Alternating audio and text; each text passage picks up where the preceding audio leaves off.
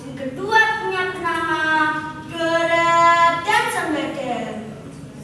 Mereka berlayar menuju ke sebuah pulau yang bernama Jawa Dwipa. Pulau ini terkenal subur dan kaya raya, sehingga Aji Saka tertarik untuk menjejakkan kakinya di pulau tersebut.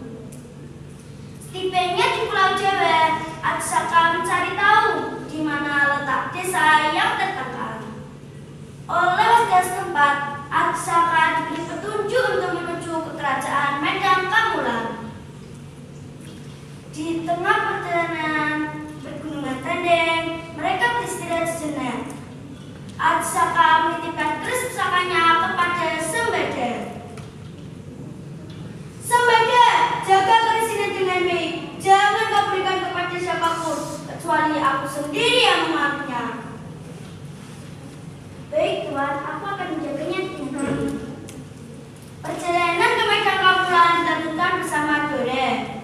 Tengah perjalanan mereka bertemu dengan seorang nenek yang bernama Nyai Sengkareng. Aji Saka menuju negeri Medan Kamulan yang begitu subur dan makmur. Namun, berbeda nampak di letak sang nenek. Negeri ini diantara ketakutan karena dipimpin oleh seorang raja yang suka menyantap manusia. Akhirnya, Aji Saka menyerahkan diri untuk menjadi santapan sang raja. Siapa namamu yang anak muda?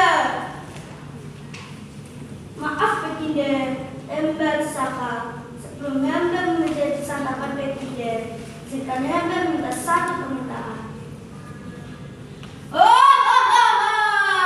Cepat katakan apa maumu. Aku sudah lapar. Hamba yang minta sebelah tanah sebesar kain yang berbeda.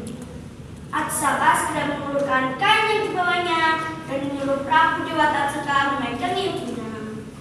Prabu Dewata Cengka terus berjalan mundur hingga ke tepi laut selatan. Tiba-tiba Aji Saka melepaskan kain yang dibawanya dan Prabu Dewata Cengka terjebur ke laut.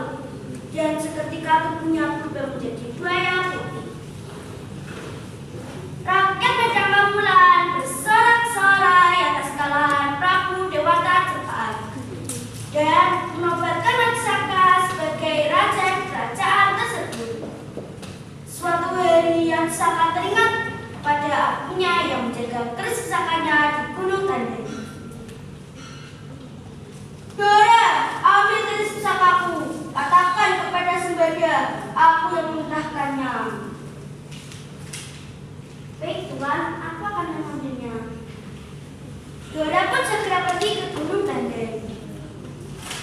Sembada, saya dituntut Aji Saka untuk mengambil keris pusakanya.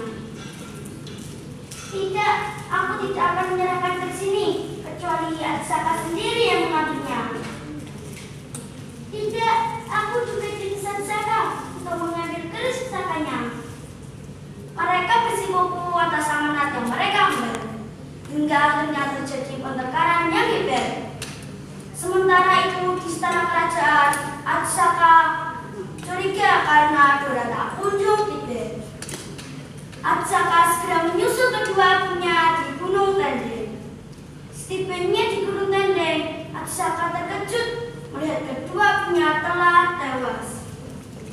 Aji Saka menyesal dengan peristiwa tersebut.